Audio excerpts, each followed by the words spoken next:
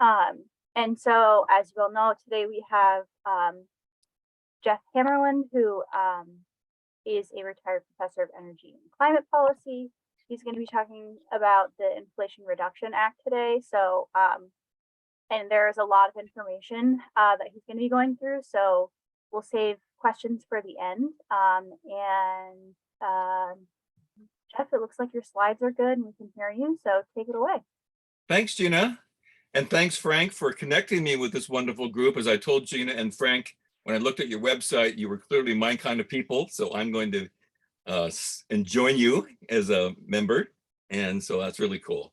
So I'm going to talk, as Gina said, I'm going to talk about the Inflation Reduction Act, also the predecessor, Build Back Better law a little bit.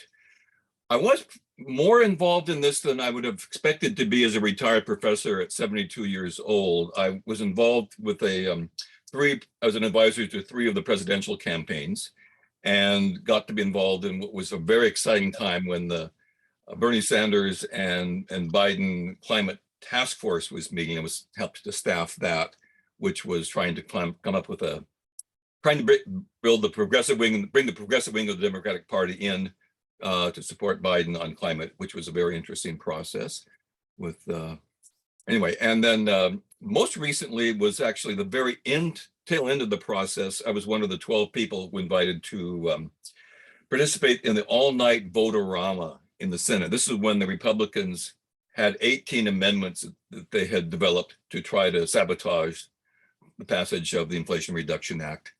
And we would basically have 20 minutes to see their amendments, proposed amendments, develop our suggested response to those amendments, which would be sent to somebody who would then massage them. And then 20 minutes later, we would hear Democratic senators speaking what we had recommended that they say. And it was pretty fun because I figured I was just old and in the way and irrelevant anymore. So it was fun to kind of get back and just to have a teeny bit of role to play in this process.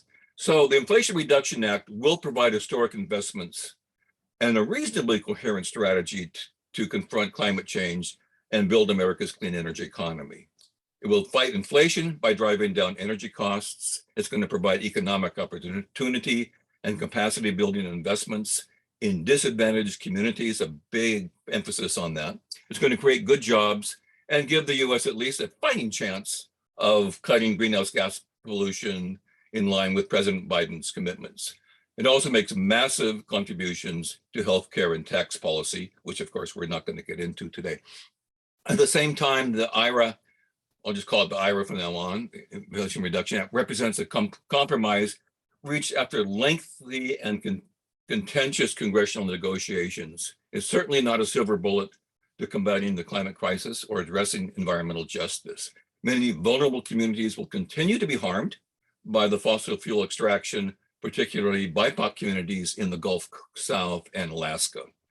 But the investments in this and its companion bills we're going to touch on in a minute, will help prevent the worst of the climate crisis and will transform the American economy, we hope, to run on less polluting sources of energy. The IRA's package of federal climate investments, estimated to involve approximately $360 to $370 billion in federal spending, those are numbers developed by the Congressional Budget Office, represents an historic breakthrough and an essential down payment towards building a more just and thriving clean energy economy. See if I can move to the next slide. Oh, I'll do it from here. Wait a minute. There we go. So you're going to find here, this is the signing ceremony. You'll find no Republicans at the signing ceremony photo. It makes sense because the bill passed both chambers without one single Republican vote. But it's important to recognize that according to new data from the University of Maryland and from Stanford University, most of the major provisions do have bipartisan support. Of the major 20 components of the bill analyzed by the university studies, virtually all had the support of independents as well as Democrats. And 13 of the components had the support of most registered Republicans, according to this analysis as well. So we're going to dive into the IRA, and what it did right and what it did wrong, and explore next steps. But before I do that, I want to take a few moments to recognize that the IRA is one of 3 major bills passed within the last year that are mutually supportive and should be viewed as a whole. And these three new laws do play pretty well together, which is very important. The first bill that to pass in last November was the Bipartisan Infrastructure Investment and Jobs Act. And that was pretty bipartisan, had some Republican votes. A once in a lifetime, once in a generation at least, investment in our nation's crumbling infrastructure and competitiveness. It includes the largest investment in public transit in our history, the largest investment in passenger rail since the creation of Amtrak, a national network of EV charging stations, a major upgrade to our power transmission system, although it doesn't have everything we had hoped for, and a significant investment in the resilience of physical and natural infrastructure to help us adapt to climate change. The second bill, the one you see there in purple, second bill to cross the finish line on August 9th was the CHIPS and Science Act.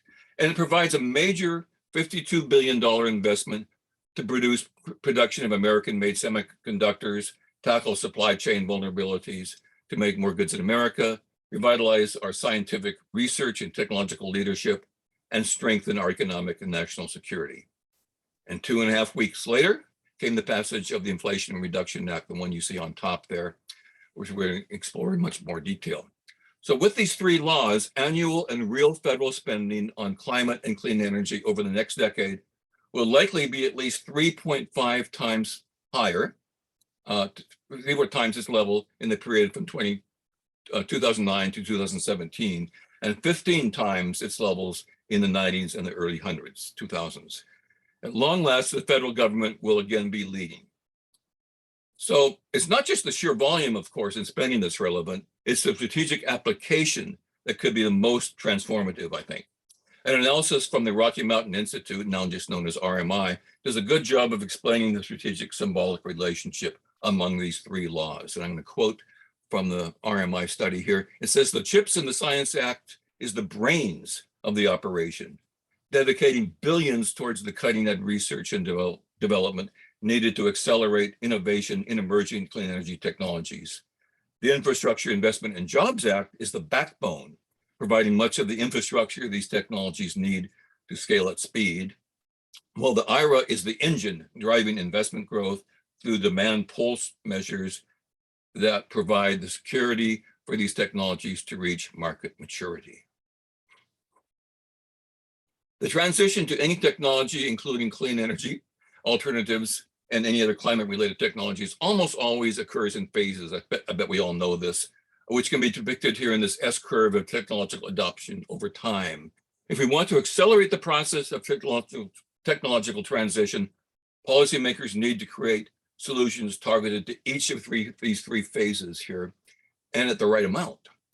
Now, the International Energy Agency believes that there are at least 400 technologies that must make major contributions if our world is to have a real fighting chance of achieving its net zero greenhouse gas pathway. However, 60% of these technologies are not yet commercially available, and half of our emissions reduction by 2050 are likely to come from technologies that are now only prototypes or demonstration projects today. What's more, new technologies need to transition from prototype to major contributors at speeds we've never seen before. So what's encouraging about these three climate-related bills that passed in the 17th Congress is how closely it matches with what the S-curve would suggest that we should do.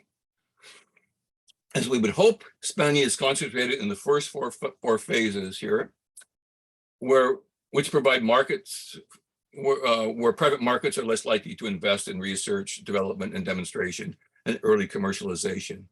And as we would hope, a significant share of the funding goes to the third phase, system integration, the phase where things are most likely to bog down. In general, the CHIPS and the Science Act, the $54 billion, focuses on the first two stages of the adoption curve, supporting not only basic energy research, but also a series of programs designed to help researchers commercialize their ideas. The Bipartisan Investment and Infrastructure Investment Act, the $98 billion of the climate provisions there, picks up where the CHIPS leaves off by investing billions in applied innovation, mostly through grant funding for clean energy demonstration projects, but also by supporting the connective infrastructure and supply chains needed to scale quickly to accelerate the early adoption and system integration of these technologies. And the IRA, it's 362 billion or more. I think it's going to end up more than that. We'll talk about that later. So some argue it will lead to more, provide a powerful demand signal, particularly through new and expanded tax credits. Various government and independent bodies have tried their best to estimate the likely impact of the IRA in reducing greenhouse gas emissions. The Department of Energy estimates that IRA will reduce emissions by 40% below 2005 levels. The Rhodium Group, a leading independent research provider, estimates somewhere between 32 and 42% reduction, as you can see here in this graphic. And another major entity, Innovation LLC out of San Francisco, projects about 37 to 41% reduction. Let's see. So, and the Princeton University's assessment anticipates a 42% reductions in emissions below 2005 levels. And I may be a little partial to this one because Professor Jesse Jenkins, the main man behind the Princeton effort, is a former student of mine. Now, Princeton's graphic shows the expected reductions in the IRA over time in purple here. It also shows the continuation of current policy, including the passage of the other two bills we talked about prior to the passage of the IRA. That's in orange. The current policy with the full Build Back Better bill as it passed the House is in lime green down here. And the net zero pathway that includes the national goal announced by Biden of a full 50% reduction by 2030 is in turquoise here at the bottom. So clearly everybody agrees that the IRA combined with the other two major laws will not get us to the zero pathway we want to be. More needs to be done, but it gets us a lot closer than we were before. So what is in the IRA and how can it help us reach these significant, even historic greenhouse gas emissions? Well, I'm going to start with clean electricity. The power sector, it's key to decarbonizing the economy since many other sectors, particularly transportation and buildings, increasingly rely on electricity to power their needs. President Biden has pledged to achieve 100% carbon-free power by 2035, and the substantial investments in the IRA, especially new and extended tax credits for clean energy, will be essential in keeping the target within reach. I'm skeptical that we're able to reach Biden's goal without the clean electricity standards that Senator Manchin stripped from the original Build Back Better bill, and the one that I've worked on very diligently, but I'm hoping to be proven wrong. The clean energy tax credits, talk about that for a minute, is a key driver of decarbonization and lower consumer energy needs in the IRA is the long-term extension and expansion of the clean energy tax credits. The bill extends the current federal investment and production tax credits, the ITC and the PTC, for solar and wind through 2024. Projected by the Congressional Budget Office to be about $65 billion in spending, and establishes new technology neutral ITC and PTC for the zero carbon and some very low carbon electricity generation technologies from 2005 to 2032. It's projected to be about 62 billion. Large credits are available for projects that pay prevailing wages and use domestic materials to ensure support for high quality American jobs, and for projects that are located in low-income communities and communities historically dependent upon fossil fuels. We'll sip here. The act also includes a direct pay, very important direct pay option. We wanted to have the direct pay option for all of these provisions, but we only got it in a few. It's for governmental entities and an option to transfer credits to a third party, key reforms that make these critical tax credits more accessible. The bill also includes new tax credits to support grid energy storage and to keep nuclear power plants online, which currently provide about half of our carbon-free power in the US. The IRA also provides $37 billion in clean energy incentives for individuals, including tax credits for residential rooftop solar. Unfortunately, a transmission investment tax credit, which would have which had been sought by advocates such as the Americans for Clean Energy Grid. I was involved with that effort, was not included in the final package. Still, overall, these incentives are expected to more than triple US clean power production, which should drive in requirements for retirements, of fossil fuel power and plants and reduce climate and conventional air pollutants, including in frontline communities. And expected to add, by the way, not insignificantly, 550,000 new clean energy jobs. There's DOE loan guarantees. That includes $8.6 billion for Department of Energy loan guarantees, enabling $290 billion in loan guarantee authority. The DOE loan guarantee program is a powerful tool for leveraging major private sector investments. This might have been what somebody was talking about earlier. Powerful tool for leveraging private sector investments in clean and innovative energy technologies, including for grid decarbonization. The rural and electricity investments, the IRA includes $12.8 billion to help rural communities transition to cleaner energy, including $9.7 billion for the US Department of Agriculture loans to rural electric cooperatives to help them obtain renewables and other carbon-free energy options. These funds should be used to help rural co-ops retire their coal-fired power plants, and a further $3 billion is available to rural energy loans and grants for renewable energy. There's also a electric transmission investment provision. Well, the IRA, as I mentioned, does not include investment tax credits for transmission that many of us wanted. It does include over $3 billion for transmission infrastructure. And that includes $2 billion for transmission loans by the Department of Energy, $760 million in grants to states to facilitate transmission siting, and $100 million for interregional and offshore transmission planning. Now, these are all big numbers, and it's very easy for us to glaze over these. If people are interested, I'm happy to send you all these notes if you want to get these details, because I can't go with them all. EPA Clean Air Act standards. Okay, a broad suite of investments in the IRA will make massive contributions toward cleaning up the power sector. However, as I've mentioned, history has shown that it will take, I think, both carrots, investments, and sticks, requirements or regulations to achieve the sustained sectoral transformation that the climate requires. And while most of the sticks were taken out of the IRA, a few sticks remain, and here's one of the ones that they do remain. The sticks that have been most responsible for cutting pollution in the power sector to date has been the EPA standards under the Clean Air Act and the state electricity standards like the ones we have in Oregon and many other states. And the IRA does support both of these. With regard to the EPA, the IRA reaffirms its legal authority to regulate greenhouse gas pollution under the Clean Air Act from power plants in particular, despite what the Supreme Court said in June of 2022. All right, so that's clean electricity. Now we're going to move on to transportation. The transportation sector contributes the largest share of greenhouse gas pollution in the country, along with major contributions to local air pollution that result in harmful health outcomes for Americans, especially communities of color, low income, and indigenous communities. The IRA will make significant investments in curbing transportation pollution by addressing emissions from the most polluting sources in the sector, such as both light and heavy duty vehicles and ports. It will also help to grow US leadership in manufacturing the clean cars that will dominate the 21st century global economy. So what does it include? Well, the electric vehicle tax credits.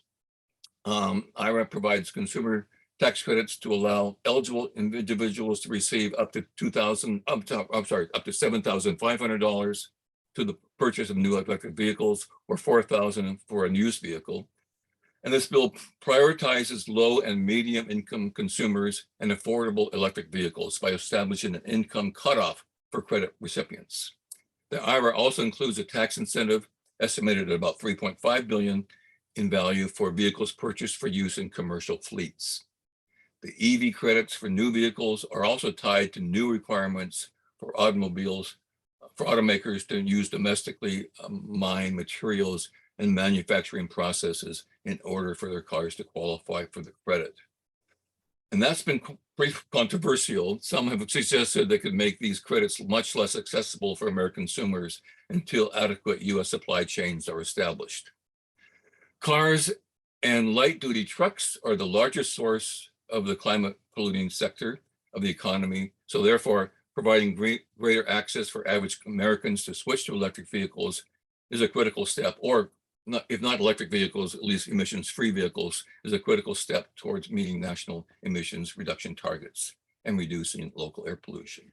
How about clean heavy-duty vehicles? Big push in the law for that. The IRA contains $1 billion for investments in zero-emission heavy-duty vehicles, as well as related infrastructure and workforce development. Of these funds, $400 million will be allocated specifically to areas that do not meet air quality standards, which are historically low-income Black, Brown, and Indigenous communities. Heavy-duty vehicles made up over a quarter of the transportation pollution and contribute greatly to pollution like particulate matter and nitrogen oxides that create smog and soot. Getting more clean trucks and buses on the road is necessary for curbing transportation pollution in the coming years, no doubt about it. Grants to reduce air pollution in ports. This is kind of cool. The bill includes $3 billion for zero emissions port equipment and the development of climate action plans at the ports. 40% of these funds are to set aside for areas that do not meet air quality standards today. Ports tend to be pollution hotspots. We probably know this because of the heavy duty vehicles that ships they're required to move goods in and out. So these investments will confront the challenges by transitioning port equipment and vehicles to zero emissions technologies. So you can see there's a wide range of here. They did a pretty good job of covering the waterfront here. How about federal government clean vehicle fleets? Well, that was covered too. The bill provides $9 billion for the federal government procurement of clean technologies, including $3 billion for the US Postal Service to purchase zero emissions vehicles and the associated infrastructure. The Postal Service is one of the largest civilian fleets in the world with over 230,000 vehicles, which means electrification will be a major impact for local communities and climate and like. Investment in domestic clean vehicle manufacturing. I'm going to have to skip some of these because I'm going to run out of time, I'm sure, but there's more to say about that. Aviation fuels tax credits. It's an important sector. It's really hard to figure out aviation and lower carbon fuels are likely to be the best short-term option for progress towards decarbonizing the aviation sector, in addition to not flying so much, of course. To support these emerging technologies, there's a tax credit will provide $1.75 billion, 1.75 per gallon of fuel that reduces aviation emissions by 50% or more. They're also going to modernize the federal fuel regulations, just a whole bunch of cool things. All right, so clean buildings. Well, I'll have to zip over some of this too. The built environment is our fourth largest source of climate pollution, accounting for about 13% of our national greenhouse gases. The vast majority of this pollution comes from inefficient fossil fuel burning appliances. Building energy use is also a major driver of clean energy costs facing Americans. What you're going to find here with each one of these provisions, I'm not going to have time to go through them all here, is it's really emphasizing trying to move away from methane, from natural gas, and towards electricity, electric appliances. So the rebates for home electrification and clean energy, residential energy tax credits, tax incentives for energy efficiency in commercial buildings and new homes. Affordable housing, a lot of emphasis on affordable housing, and federal funding for green buildings. This is what I mentioned earlier. It's $250 million there for high performance green buildings that the General Services Administration will be taking on. They want to become leaders, role models for other commercial buildings. So that's pretty cool. All right, clean manufacturing, industrial decarbonization. Now, this is a really tough sector to crack. And I'm so glad that Congress really made a good effort to take this piece on, because it's very hard to decarbonize large, very intense industrial projects. And the IRA makes some very substantial investments, over $60 billion in boosting clean and competitive American manufacturing and cleaning up high polluting industrial processes. The full suite of manufacturing and industrial investments will strengthen domestic supply chains, create good jobs, and tackle carbon pollution in the hardest to address sector. Industrial decarbonization may not seem that sexy to the average person, but I think it's vitally important. So they've got these clean energy manufacturing tax credits. They've got the Advanced Industrial Facilities Development Program, 5.8 billion there for demonstration projects. They have methane emissions and waste reduction incentive program. This is one I'll mention a little bit more about this one because, as I'm sure you know, methane is a powerful planet warming pollutant that is responsible for a significant amount of our near-term climate change impact. So the methane emissions and waste reduction program will incentivize oil and gas companies to cut their emissions at the of this potent greenhouse gas and place a fee on those companies that don't. It's going to start at $900 per ton in 2023, the fee, and reaching $1,500 per ton in 2025. So this is one of those few areas where there really is a stick for particularly bad actors. The program will help make industry responsible for cleaning up its act, raise revenue for the federal government, and complement EPA's other regulatory efforts.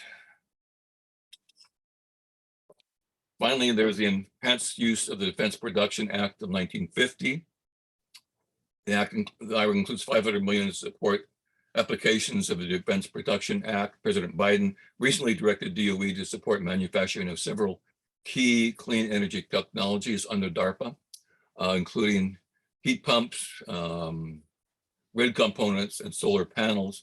And the additional funding should back those new DOE investments for loans, grants, equipment installations, and other key aid for clean technology manufacturers upshooting their key technologies in their supply chain.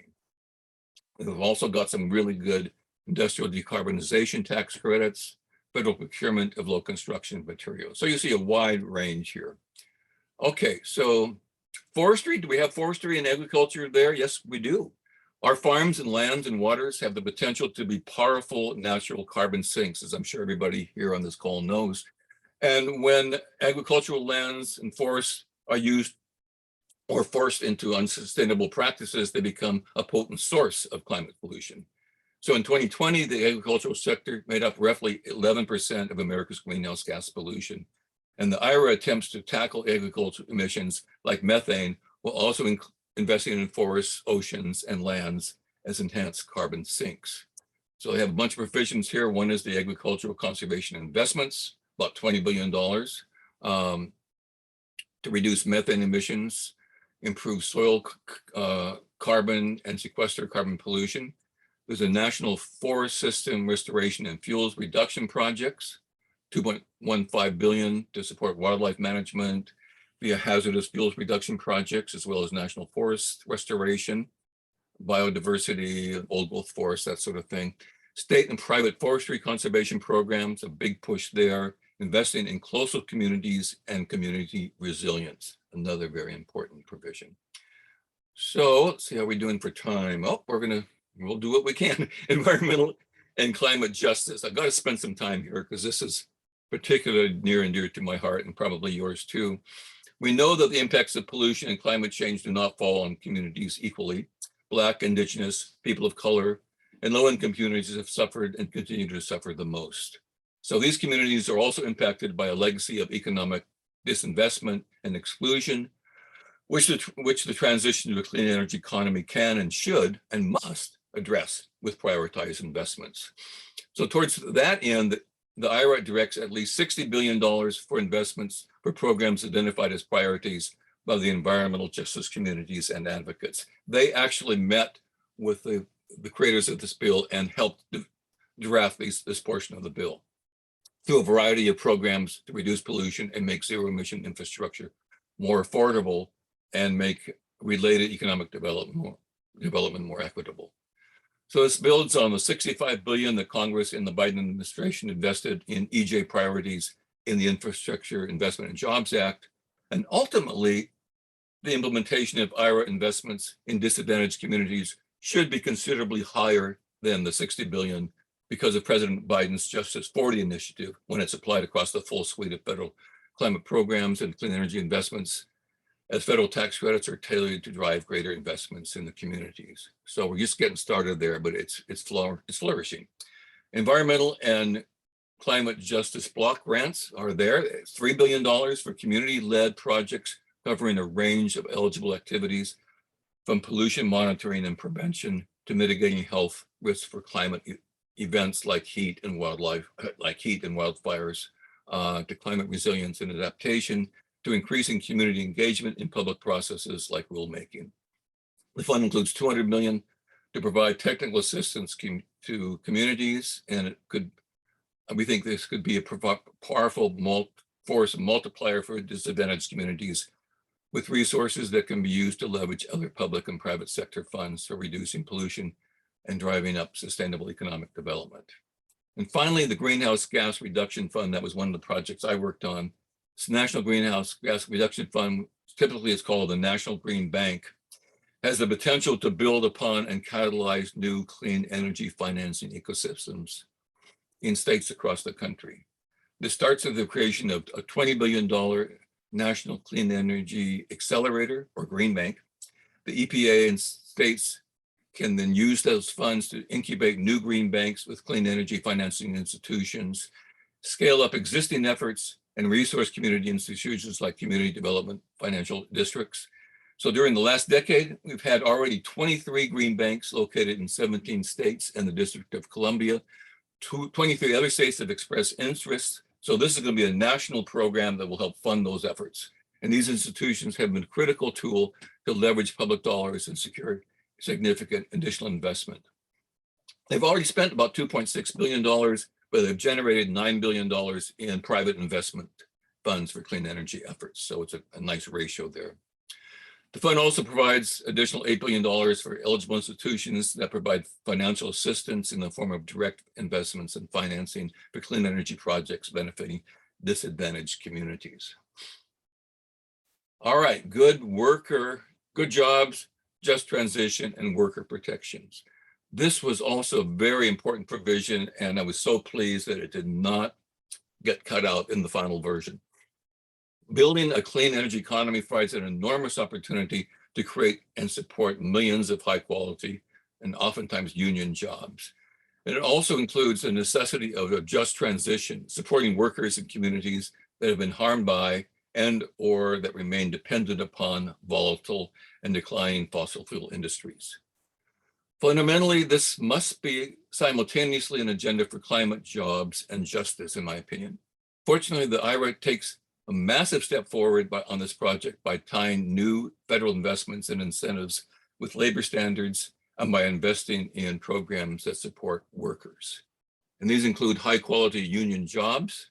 The IRA makes transformational steps forward in this area, showing that new federal clean energy incentives are structured to support projects and companies that provide high quality, good paying jobs for the worker.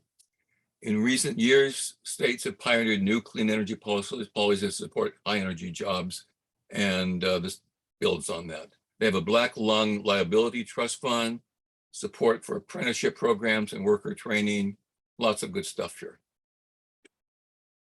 All right, state and local leadership combating climate change. We all know this. Will continue to be essential. Most of the progress we've made in the last 10 years has been at the state and local level. It's been the big driver.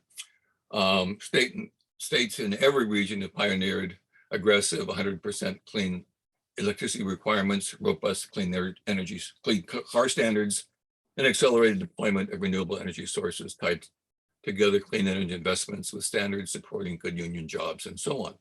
So what do we have here? City and county governments and tribal nations have also been the front lines advancing equitable climate solutions. And following the 117th Congress, state climate leadership especially will continue to play a critical role in driving our US economy towards near and long-term climate goals. So what do we have here? There's the climate pollution reduction grants. A bunch of us fought for this and secured a new $5 billion in EPA grant programs to provide competitive awards to states, municipalities, tribes, or air pollution agencies to support the establishment and implementation of plans to reduce climate pollution. We saw this particularly important after Senator Manchin insisted on the removal of the Clean Performance Standards, CEPP, from the budget reconciliation legislation in last fall. So the grant program will support states and other subnational actors in the implementation of clean electricity policies, programs driving adoption of zero emissions vehicles and buildings, deployment of EV charging infrastructure, and incentives for smart growth, housing, and transit-oriented development, climate smart agriculture, and even land conservation. The greenhouse gas reduction fund, I already talked about that one. I mentioned it here too because it also fits under state and local action. That's the Green Bank, so I won't repeat it here. And other climate investments available to the states and local governments. There's a whole bunch of other things. There's $1 billion this, $3 billion for that. Lots of good stuff in there. I just don't have time to go through it all, I'm afraid. Okay, here we go. Now here's some of the big problems here. Oil and gas leasing. Unfortunately, the IRA also includes several deeply concerning giveaways of public resources to fossil fuel corporations that was required to secure Senator Manchin's vote in the 50-50 Senate. In particular, these are two provisions that will mandate oil and gas leasing on America's public lands and waters. The first of those is 4 mandated offshore oil lease sales. So it mandates 4 offshore sales, 3 in the Gulf of Mexico and 1 in the Cook Inlet in Alaska. Offshore lease sales inflict grave public health and environmental harms on the Gulf Coast and the Alaska frontline communities who have long fought to stop these offshore fossil fuel leases. So that's a big problem. The other biggest one, even more in some ways, well, at least as bad, is tying offshore and onshore renewable energy development to oil and gas leases. So what this means, the IRA contains a provision that makes the development of wind and solar energy on public lands and waters contingent upon the Department of Interior moving forward with federal oil and gas lease sales on land that they're responsible for. For example, an offshore wind lease would only be permitted to occur if the Department of Interior holds at least 1 offshore oil and gas lease sale spanning at least 60 million acres within a year before the offshore wind lease sale can even happen.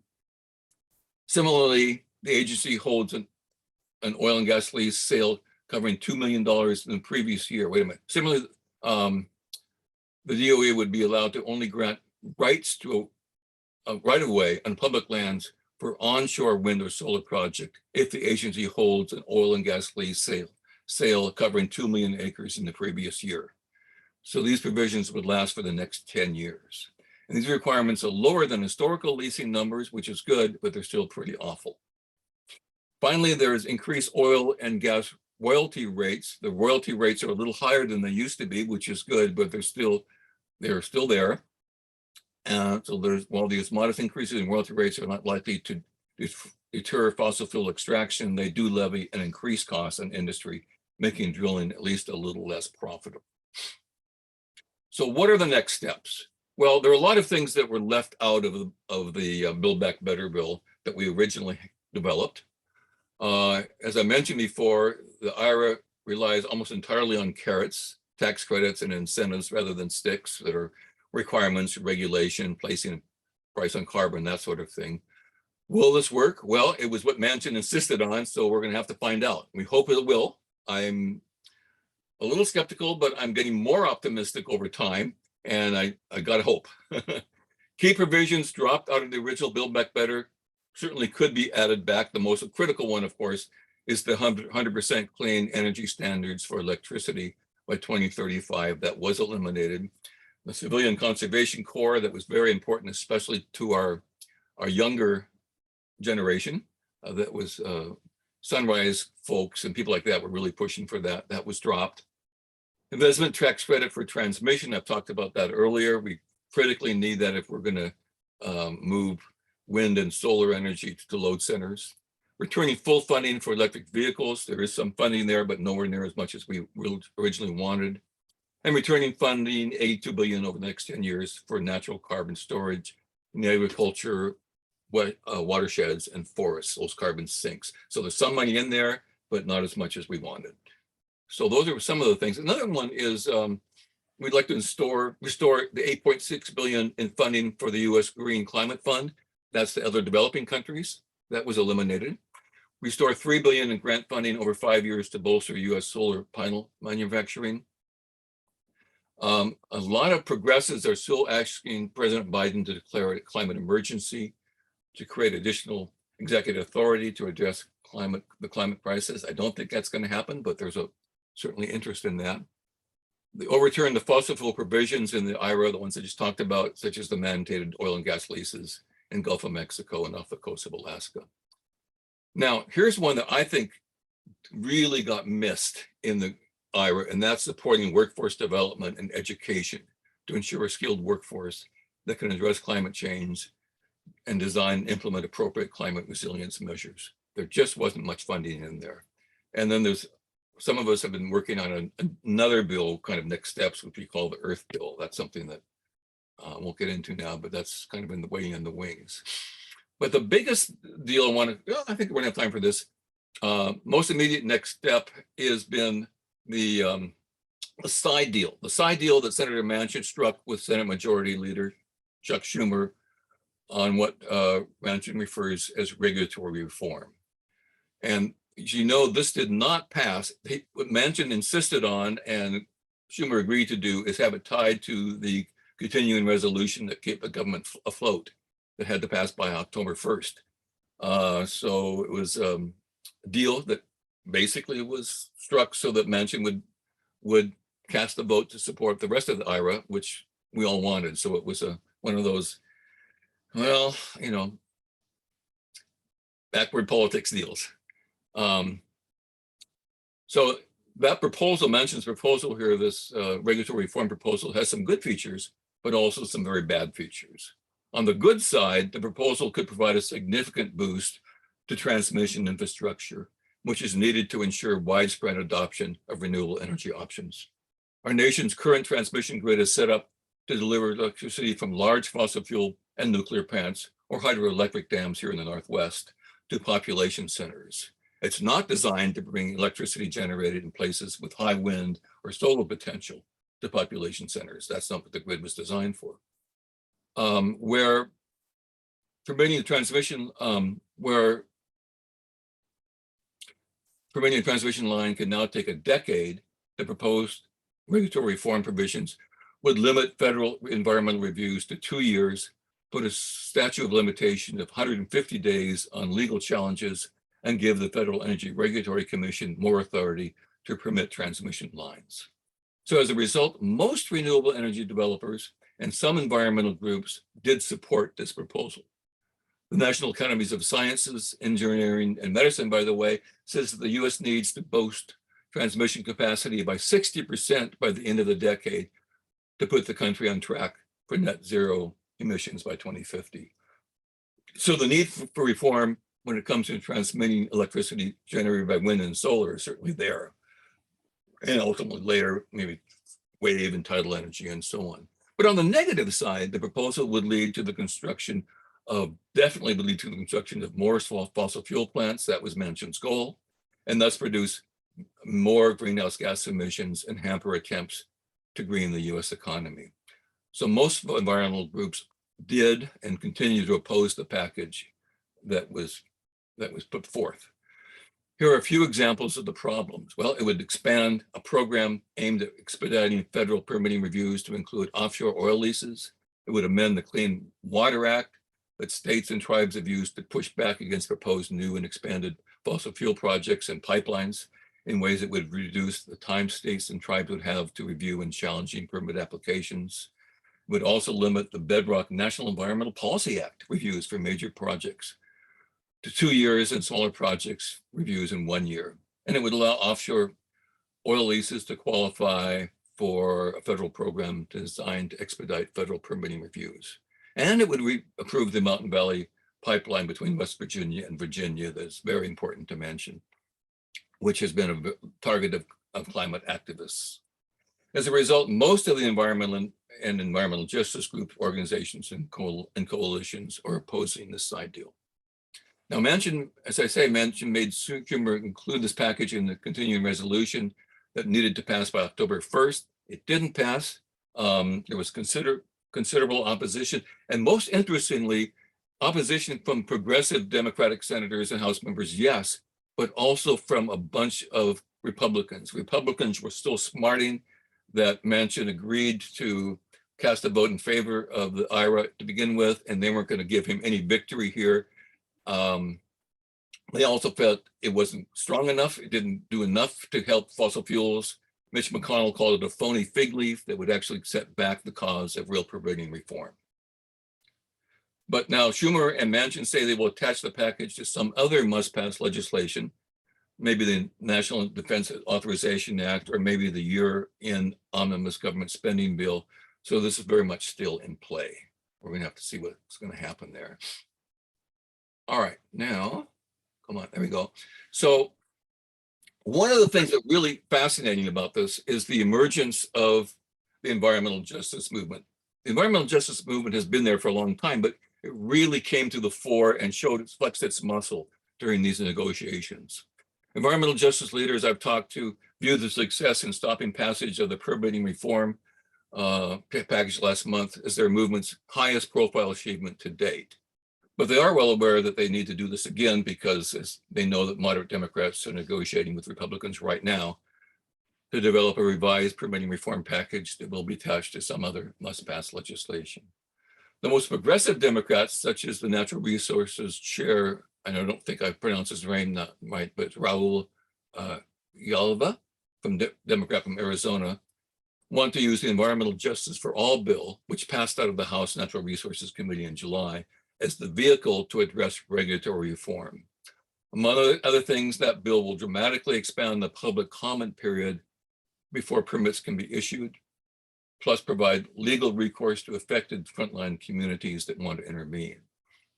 I don't know this for a fact, but I would not be surprised to find that Representative Grijalva in the bottom photo here, this gentleman here, the primary author of the Environmental Justice for All bill, is at least attempting to join these negotiations right now. Clearly, the environmental justice movement was able to flex its muscle. I don't think Environmental Justice for All Act is going to pass the House as much as I might like it to. A number of conservative Democrats indicate they will join Republican colleagues to ensure that it does not pass. And it has no chance of passing the Senate in its current form, given the 50-50 Democrat-Republican split. Still, they have demonstrated sufficient power to block legislation that they deeply oppose. And my favorite quote that I include here in the slide came from a fellow I know named Ron Garcia with Earth Justice. He says, they kind of poked the bear and the bear came out swinging. And it really did. The bear came out swinging. Very interesting process. Hey, Jeff. Yep. This is Gina. I know you just wanted to give me a little warning when you're running low on time. So it's, we have 8 minutes left. Okay, I think we're going to do. I think we're going to be okay. Okay, the great. Community also played a very important role. Frank and I are both involved with the Ecumenical Ministries of Oregon Creation Justice Committee, so we were aware of this. But there was a lot. The environmental justice, the faith community played a really significant role. It was kind of led by the Quakers, actually, the Friends Committee on National Legislation, the Quakers. They were very much involved. Interfaith Power and Light was very much involved. This is a list of the faith-based groups that I know of and we worked with to ensure passage of this legislation. And what was really cool about this is they were speaking from a position of moral authority that we needed to protect God's creation. I gave a presentation to a whole bunch of Unitarians last week, and so I listed all of them in there as well. So that was kind of cool to see this and including evangelical groups were very interested in part of this effort as well. So I think we're getting to some of our very last slides here. This was a slide we're not going to use because I gave this presentation to the Unitarians, and we were trying to get our Northwest delegation, our Oregon delegation to get to do the right thing. When we were able to do this. This is my last slide. I think it's my last slide. And I really want to end on this optimistic note. So I've mentioned that IRA is far from perfect. It's missing a lot of important pieces, and I'm one of those that think that the chances of reducing climate goals are enhanced considerably when we include sticks as well as carrots, and we don't have a lot of carrots here. But I recently read a very interesting piece in The Atlantic by a reporter and columnist I respect a lot, a guy named Robinson Meyer. You can look it up. And Robinson's piece is called "The Climate Economy is About to Explode." And what he does is draws from an interesting research report from the investment bank Credit Suisse. And they took a look at this and said, the report argues that IRA is even more important than has been recognized so far. They say we're just beginning to come to grips with all its provisions. It is even more significant in their opinion, in my opinion, actually I'll add this part, when examined in the context of the other two bills, the Infrastructure Investment Jobs Act and the CHIPS and Science Act. And what they do is they argue that first that IRA is probably likely to spend twice as much as what Congress thinks, the Congressional Budget Office estimates. Most of the IRA's most important tax provisions, like the incentives for electric vehicles, zero carbon electricity, those sorts of things, are uncapped tax credits. That means they can go on as long as you meet their terms. The government will award them, so it's not a cap on that stuff. The widely cited figure for much of the IRA will spend on climate change, that 374 to 375 billion, is in large part determined by the Congressional Budget Office's estimate of how much these tax credits will get used. Credit Suisse argues that the CBO estimate is dead wrong. They say in fact that they think people and businesses will use those tax credits, that the IRA's total spending is likely to be more than 800 billion, so double what the CBO projects. And because federal spending tends to catalyze private investment, they argue that could send total spending, climate money into green industries to roughly 1.7 trillion over the next 10 years. That's significantly more money flowing into the green energy industries than the CBO projected, though it's unclear what the impact that additional money will have on the actual carbon reductions. We'll have to wait and see. Second, Credit Suisse believes that the US is poised to become the world's leading energy provider. We're already one of the world's largest producers of oil and natural gas, probably we are the largest provider, but the IRA would go much further to enhance the US's advantage in nearly all forms of energy production, giving it, in their view, a competitive advantage, as quoting them now, the Credit Suisse study, a competitive advantage in low-cost electricity and hydrogen production, infrastructure, geologic storage, and human capital, unquote. By 2029, the US solar wind could be the cheapest in the world, they say, at least less than $5 per megawatt hour, the bank projects, and it would become competitive in hydrogen, carbon capture and storage, and wind turbines. The only area where they think the US won't be in the lead is with energy storage and batteries. Third, this is probably the Credit Suisse's most remarkable contention, is their assessment of risk. Their clients, after all, are big major corporations in the United States. And they note that even though the bill passed without a single Republican vote, they believe the GOP is relatively unlikely to repeal the IRA or its two companion laws, even if they take the White House in 2024. Well, why is that? But I think it's because it would hurt their own voters the most. Republican-leaning states are most likely to lose the most investment jobs and economic benefits from the IRA and the related acts. And they show how it's really the red states that would benefit the most. Instead, they believe that we are most likely to stumble because we will struggle with building out our energy infrastructure. The country might not be able to get all the governmental approval to permit large power lines, green infrastructure, and carbon injection wells for the law to matter, the bank says. So they talked about the need for transmission infrastructure.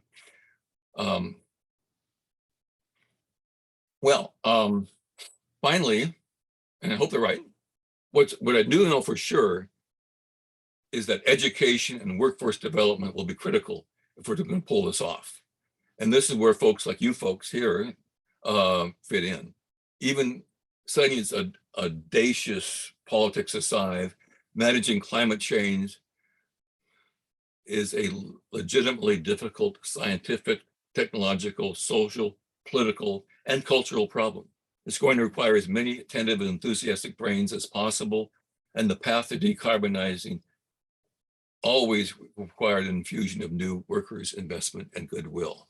So companies, in my opinion, companies and agencies are going to need scientists and engineers, of course, but also programmers, accountants, economists, urban planners, public administrators, marketers, designers, construction workers, HR staff, general counsels, and especially creative systems thinkers. So there's room for everybody now.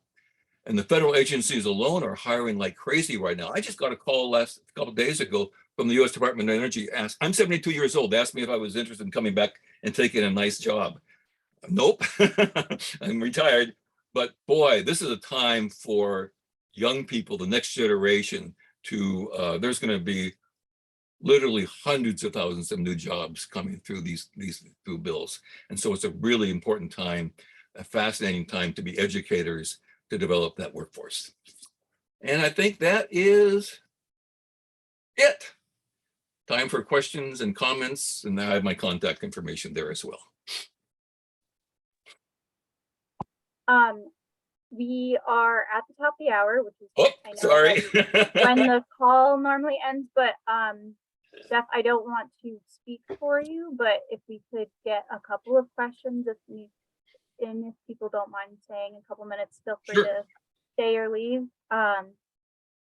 There was a question. There's a couple questions in the chat.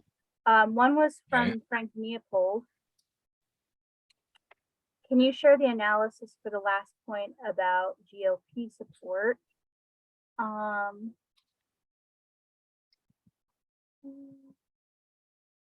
Yeah, so would you be able to share that?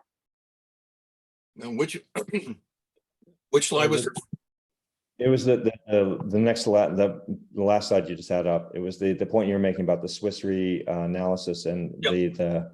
If Republicans take over, they're too likely to try and dismantle those three bills.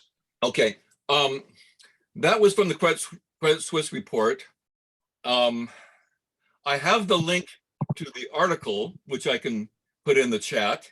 I don't have the link to the Credit Suisse report itself handy, but I don't know how publicly available that is. I did an analysis many years ago showing where wind and solar, the great wind and solar potential, and how that fit with red and blue states and purple states, that sort of thing. What I'll have to do, Frank, is try to find that. I did that maybe 7 or 8 years ago. So I have to dig out that, but I could be happy to send it to Gina. Yep. When I find it. Great. And you can take it from there. Thank you. We also had a few people, you said that you could share the notes after, and we had a few people who said that they would like that. So if you could share the notes too. Yeah, I will send you the slides with the notes. Okay. Now, I'll warn you, the notes have spelling errors, and they're for me. Okay.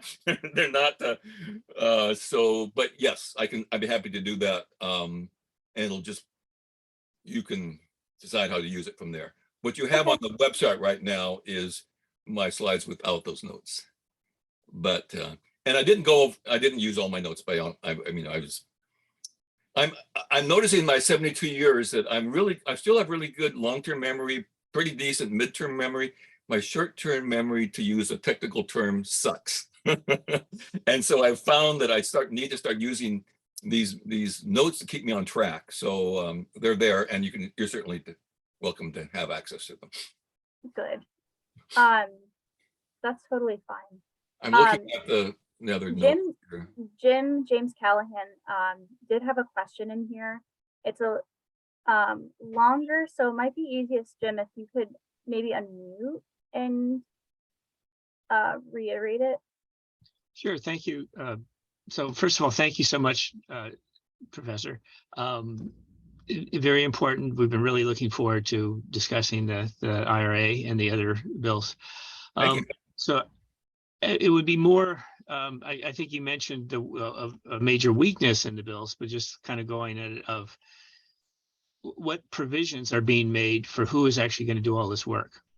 Okay, even if we have the demographic that absolutely dominates the fields, white males, Right. there's no way it's going to be even close to the number of electricians and HVAC people. But should we just say that basically this has not really been touched yet about, are women going to have any role in this, or are people of color, or are all the jobs going to continue to go to white males and there won't be enough people to do this? Well, it's going to have, there's some things that can be done at the national level, but I think it really has to be done locally too. For just to give an example, I chair the board of an organization, an entity that I helped create called it's a Clean Energy Institute at Portland State University. And it has a energy certificate program for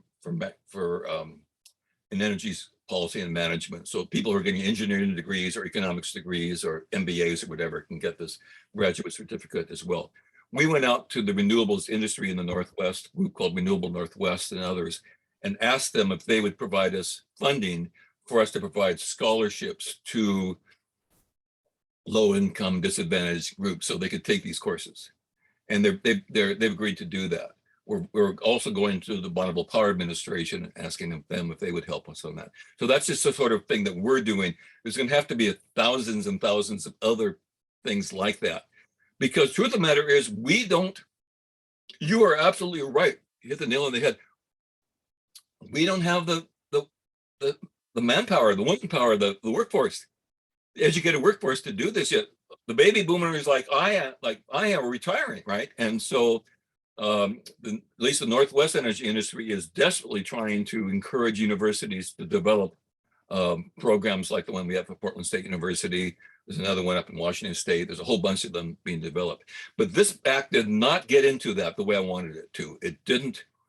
They're going to realize that they desperately need. In the Northwest, we had a grant under the Biden administration to create something called the Pacific Northwest Center of Excellence for Clean Energy. And what we did there is have a consortium of universities from all 4 Northwest states, Washington, Idaho, Montana, and Oregon, but also 28 community colleges in those 4 states to collaborate. We also had Pacific Northwest National Lab, Bonneville Power, most of the utilities helped us on this as well. And we were basically revamping the energy education sector, because it was really around building nuclear power plants. And in the Northwest, it was big hydroelectric projects, big fossil fuel plants. And it was around a completely different model as distributed clean energy economy. So we are redesigning the curriculum at the community college level. We're developing what would be the right term, matriculation agreements between the community colleges and the universities, so that if you take these courses at so-and-so community college in Montana, you'll be able to enter in at Oregon State University's engineering program and that sort of thing. It's a tough thing to do, though. It's not easy. There's a lot of academic rivalry. Don't want to shock anybody, but academics tend to have egos. But we're working on it, and we hope that will be a model. The other thing we tried to do is get Alaska in it with our group. So, because it's very likely that Senator Murkowski is going to be chair of the Energy Committee again, if the Republicans take control of the Senate. So we want Alaska to be part of the Pacific Northwest Consortium, so she sees us as part of her solution. So politics is playing a role all the way around. Thank you. It's just a partial answer. I don't have it figured out, but we're trying. And everybody else has to try all over the country, because we really need to focus on this issue. And we really do need national legislation on workforce development in this whole thing as well. Do you think we should recognize that left to itself, the status quo is it's not going to reach, it's not going to include women, it's not going to include people of color. You have to start young to be, I mean, I'm an electrical engineer. I know what it's like to be an electrical engineer.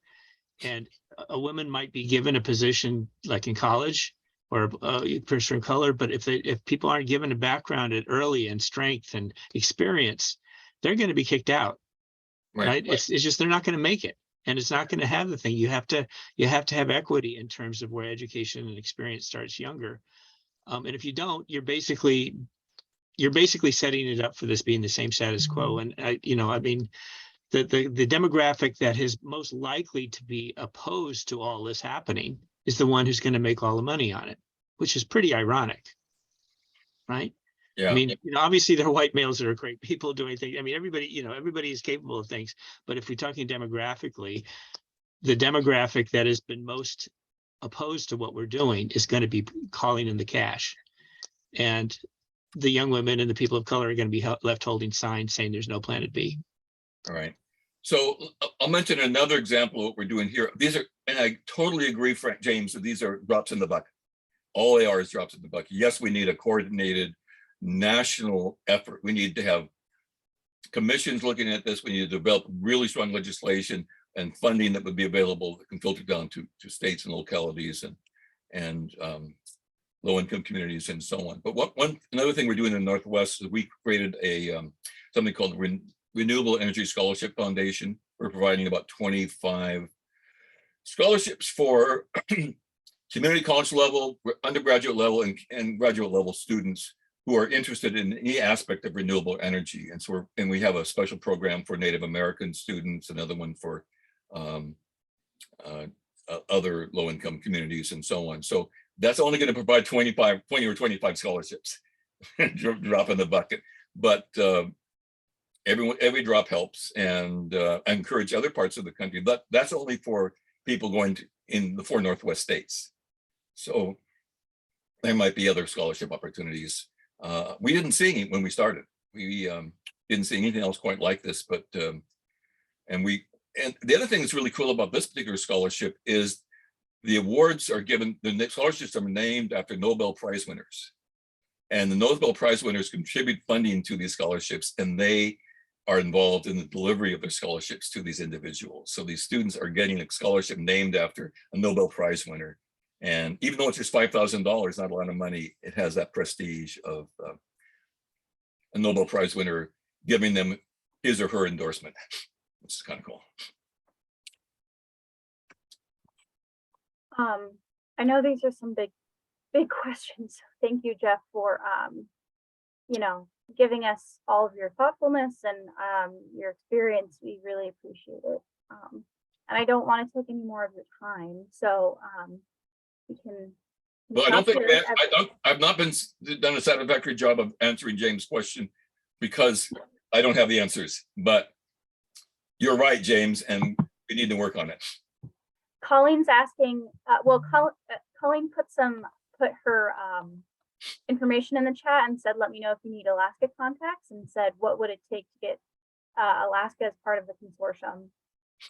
So maybe there's some discussion there that can happen. Well, that would be great. And to be honest with you, this was something that was developed under the Obama administration, and President Trump pulled all the funding for it. So we're trying to get it revitalized again. I was hoping to get it revitalized in this bill. We didn't succeed in that. So, we hope to rekindle it, and it remains to be seen. Well, thanks everyone, and thanks again, Jeff, for being here. And I know you're super busy, so we really appreciate it, and hope that maybe you'll be on some calls in the future as well as a participant. I'm looking forward to it. Appreciate your insight and everything. Thank you, everybody. Thanks for all your good questions and all your good work. I feel like I'm with my kind of people here, and I really appreciate that. You're welcome anytime. Thank you. Bye-bye. Take care. Thanks, Jeff. Okay, thanks, man.